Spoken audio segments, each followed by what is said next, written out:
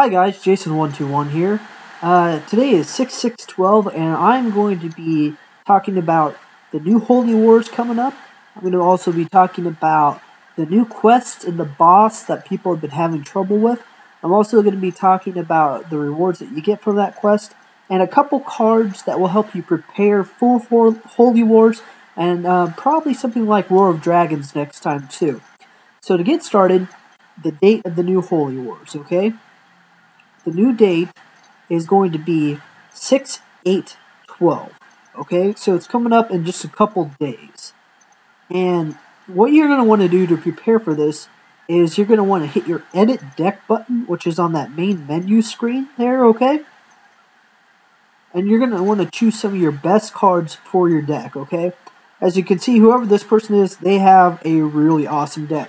Now, the way to go about this, because in Holy Wars, you're going to be attacking other players, and they're going to have their main attacker, and they attack your order, okay? And they have to get through so many walls, and every wall they get past, they get a bonus, and then eventually they start to attack your order members, okay? Is you'll assign defenders, and you'll have one main defense leader, and they have to defeat him first. So you're going to want to find the strongest person in your order or community, and if you're the order leader, assign them to that. Or if you have a really good defense and a lot of defense points, you're going to want to volunteer yourself. Also, don't be afraid to trade within your order. Give up something to get something, help out your community, because what you're really wanting and a good way to get ahead in this is by trading things off that you don't necessarily need that might be of a higher rank or something that you might need for a little bit of lower rank in order to get those better cards. You'll be rewarded, of course, at the end of the event with high rank, personal rank, order rank, so on and so forth, how many kills, blah, blah, blah. I can't tell you the rewards yet because I don't have that information, but there are some really, really nice things. Something that you're going to want to take a look at, as you can see, this person's attack power is going to cost them 74 attack points every time that they do attack. And of course, you can replace that with the Holy Powder. Do you want a deck with necessarily powerful cards that you can only attack a couple times with? Or do you want a deck that you can attack a whole bunch of times with, but doesn't have necessarily the best cards? That's where you have to take a look at the individual card power, okay? Me personally, because I hate losing, I'd rather only be able to attack a couple times, but have a super powerful deck. It's your choice. It's a double-edged sword. See what works for you. See what works for your community. Because that's really what's going to matter. What's the best for your order? And as you can see, has that total attack power and total defense power. Now, I talked about individual card bases. Is something like this Angel Princess. It doesn't have the best stats when it's maxed out. I think it's about 9 or 10,000, depending on how many cards you actually evolve into it. But its effect is really what gives it a super huge boost. It's a large boost to both attack and defense of all cards in your deck.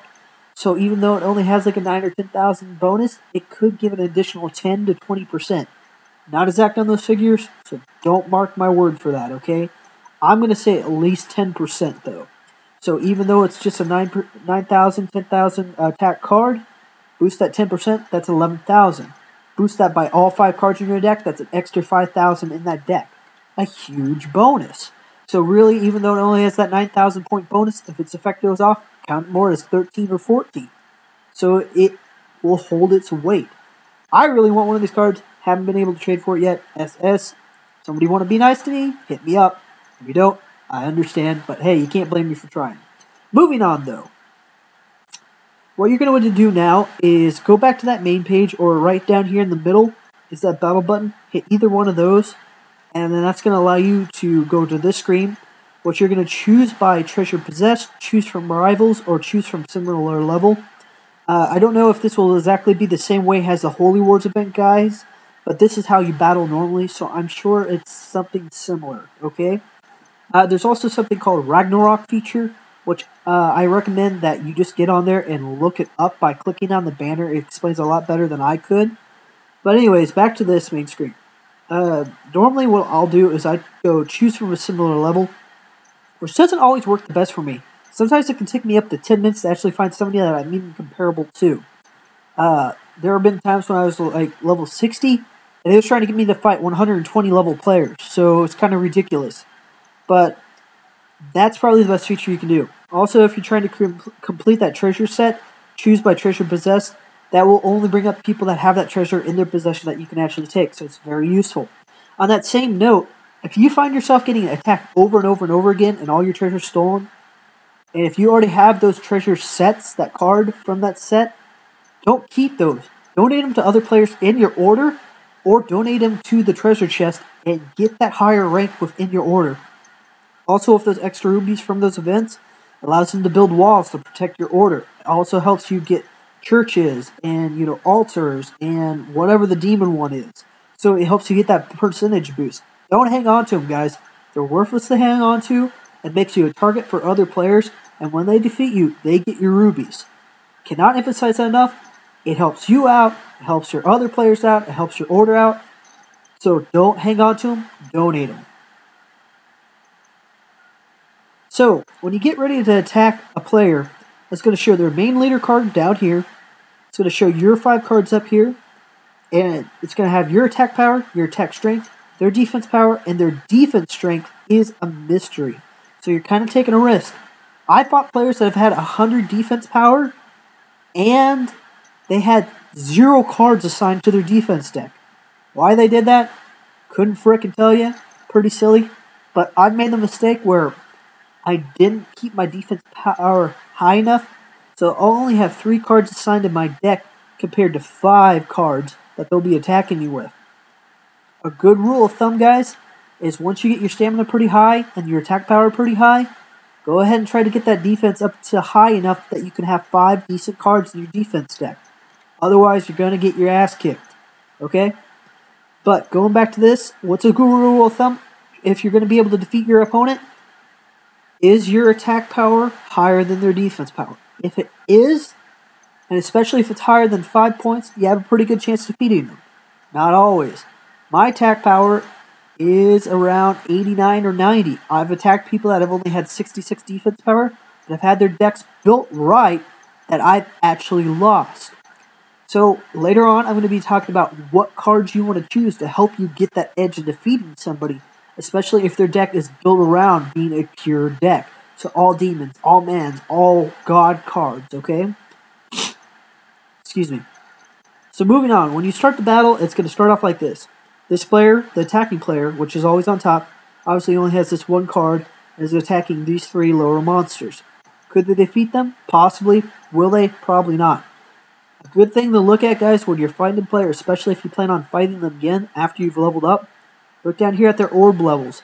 If they're all level 1 cards, even if they're super rare, if you have 1 maxed out card, chances are you might beat them. Will you always? No, but it gives you much better advantage. Also kind of lets you know how close you came to winning. So guys, here's the treasures that I was talking about. And one thing I'm going to be talking about after this is the new quest out. It doesn't show it on here, but it's the crystal ones, and you get the scribe from it. The scribe is a pretty decent stat-wise card that gives a big bonus to a big defense bonus, to all your man cards in your deck. I liked it.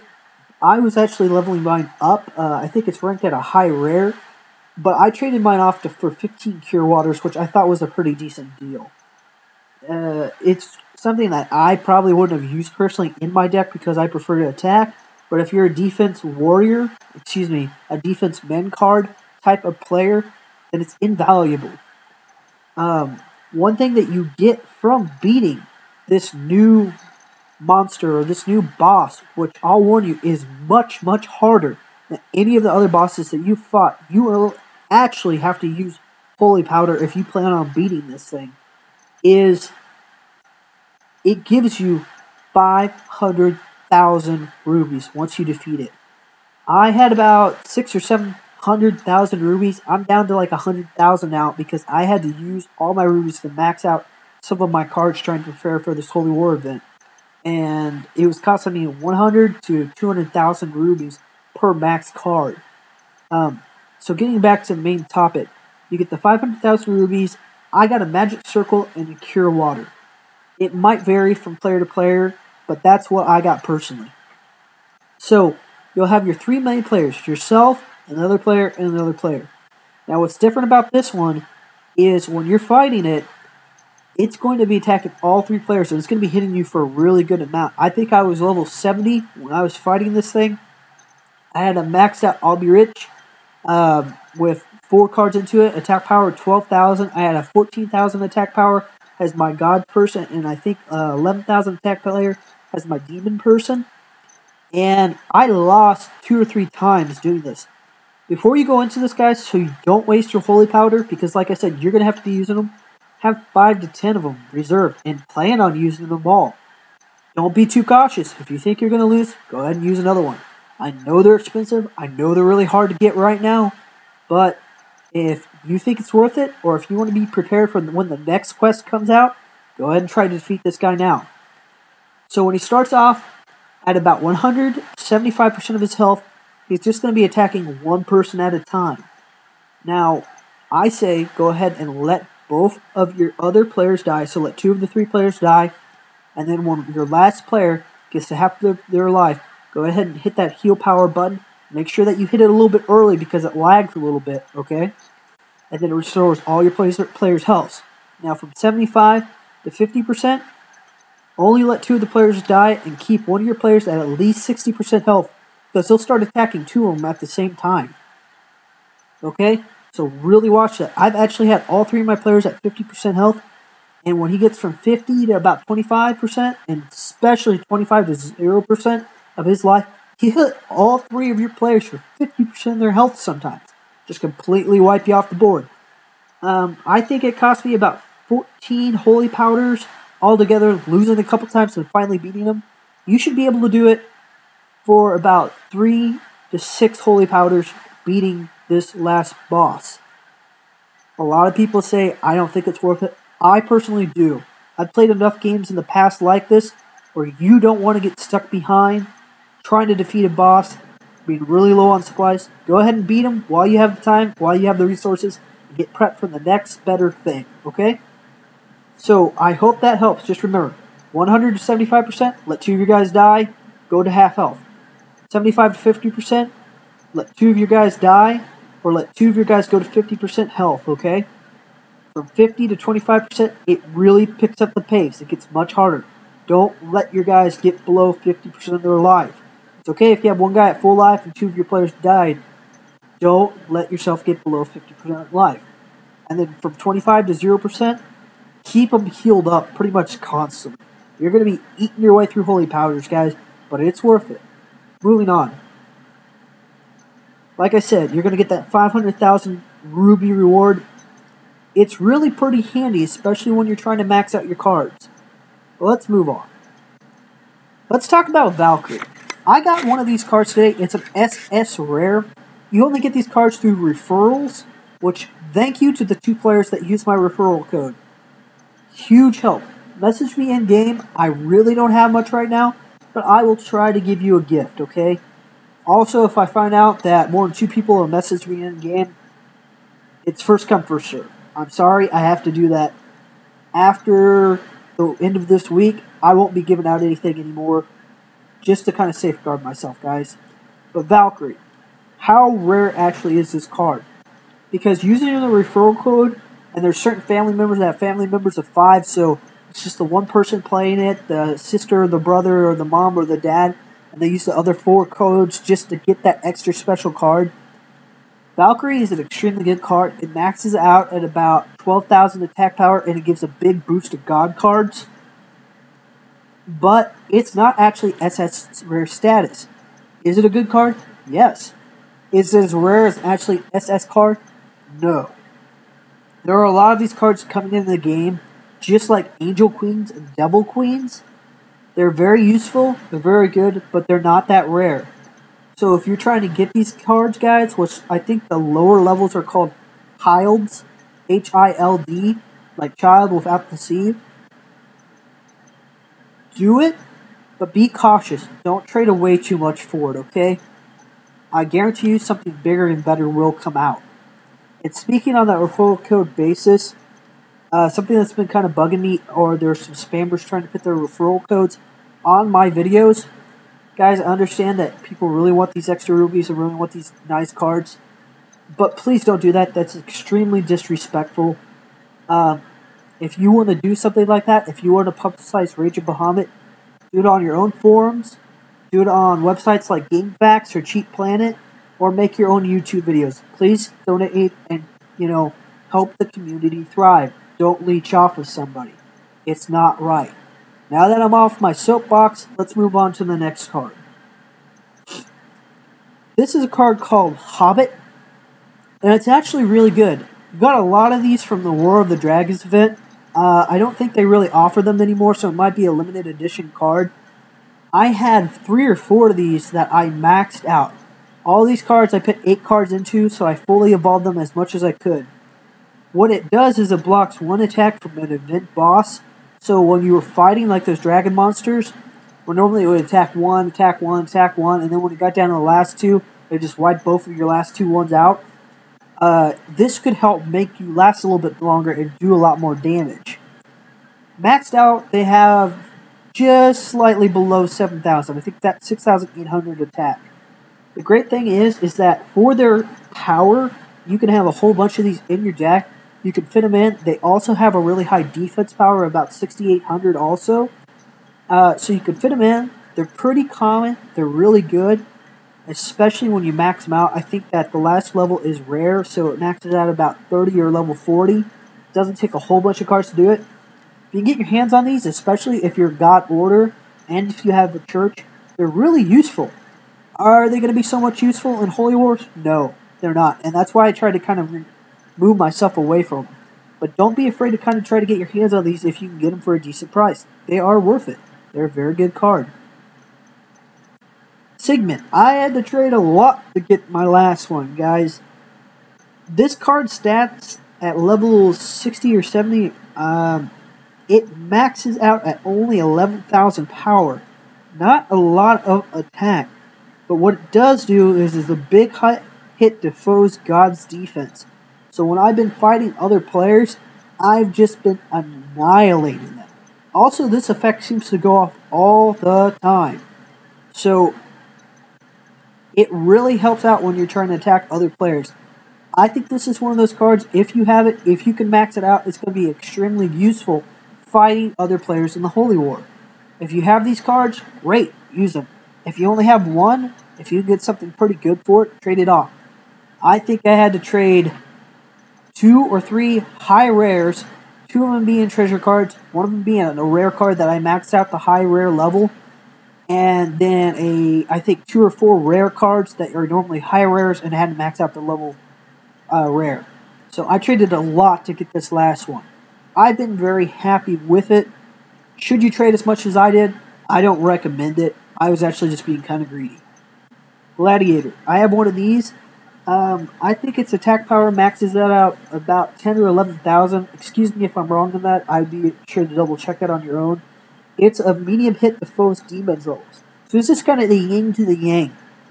I have 1 player for gods. I have 1 player for, demons. So it's a good combo, especially since my level, my order is I'm a man, set, clan, whatever you want to say.